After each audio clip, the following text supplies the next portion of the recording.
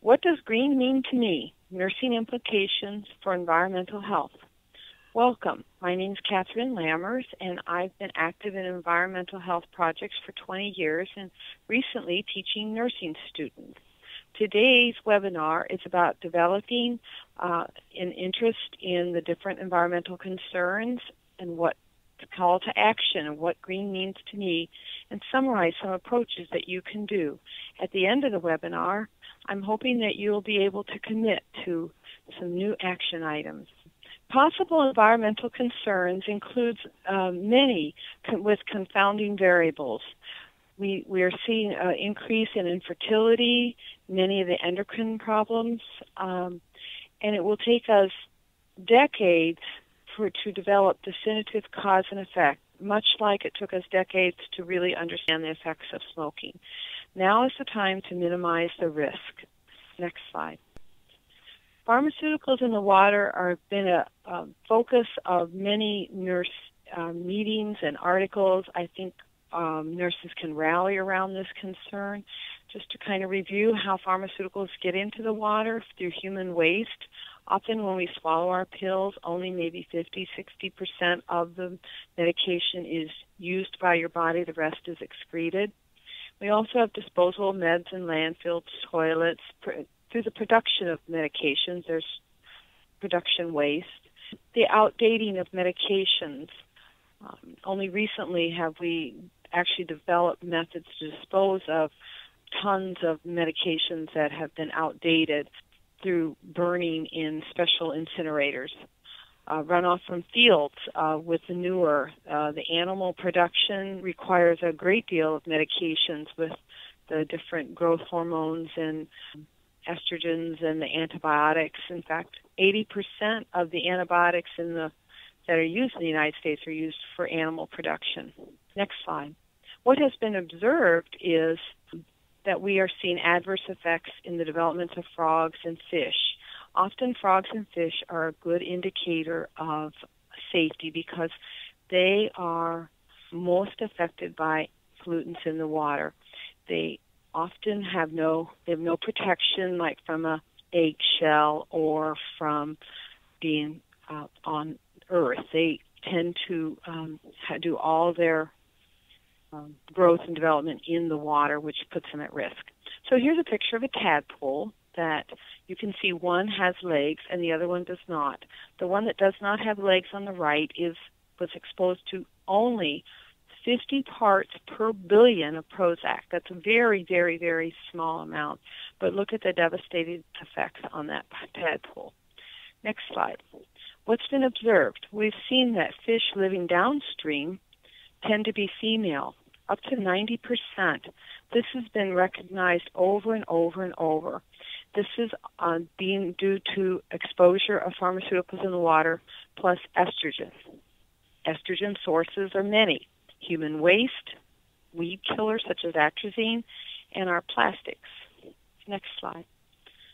To further complicate this matter, the Food and Drug Administration has no standards in place to define safety for countless products, such as herbal supplements, cosmetics, shampoos, moisturizers. And next slide. These PPCPs, or pharmaceuticals and personal care products, include a large, diverse collection of chemical substances. So I tried to give you a good list here. Now, on this slide, we've got an old reference of 2000. I love showing this old reference because it really didn't come to the public's awareness until about 2008. And it came to the public's awareness through newspapers, which just shows how many times it's difficult to move forward on known risks and how we can do something now about this problem of polluting our waters and our earth. Next slide. Researching the risks of these pollutants, there's at least 60 different PPCPs in our water sources. And again, this is an old resource. If you look at a more recent one, you're going to find far more have been detected. That's why I'm saying this is the big unknown. and it's a good time for us to do something about it. Overuse of antibiotics is something nurses are very familiar with, and the sources are human waste, animal waste, food sources, overprescribing, and triclosine. Usually triclosine is the one that nurses don't think of. That's in many of our creams and our lotions. It's also in many of our dish soaps, and it becomes part of our problem. It's highly resistant to breaking down. It can lead to antibiotic resistance, such that we see MRSA, superinfections, VRSA. ANA supports limiting one of the lines of the antibiotic. Next slide. On this slide, I was trying to show the collaboration that ANA has with other national associations of nursing. And it's important that we continue to collaborate to extend our ability to bring more action to this important cause, to decrease the amount of antibiotics used. This one is pointing out the problems with the non-therapeutic use of antibiotics. This is primarily in animal production. Some animals are fed antibiotics daily as part of their feed because of the large concentration of animals in some of these farms. So I invite you to look at these websites and learn more about that, Preservation of Antibiotics for Medical Treatment Act. The next slide. Here we have another contribution to the antibiotic resistance problem. Penicillin-resistant bacteria have been detected in this slide, 139, but it's far more than that now. So part of this is just looking carefully at ways that we can monitor and prevent. Next slide. Next one is bisphenol A. That's been getting a lot of press. A lot of people understand bisphenol A, and they think of it as for the babies. They, don't let the babies have the plastic. Don't run the IV tubing with bisphenol A. But it also is a concern because it can have generational effects. As nurses, you remember the story of DES daughters and DES sons who mothers took DES, which is diesterstolbesterase, in the 50s and the 60s. And you can easily look this up if you want a little refresher course on that. Agent Orange also was an endocrine disruptor, but it also had multiple other pollutants and toxins in that. It was used in the Vietnam War, and our veterans are being treated now for many of the complications of that. So the sources of bisphenol A, which surprise most people, is your canned foods and your canned drinks and heating foods and plastic. So not just with the babies. So the next slide. ANA supports the Ban of Poisonous Additives Act, which would ban BPA from food and beverage containers. And I realize that we have some bans on infant products, but that really doesn't protect our babies very much because so many people are not adhering to that. Plus, there's many old baby products out there that people buy in garage sales or they just keep using year after year.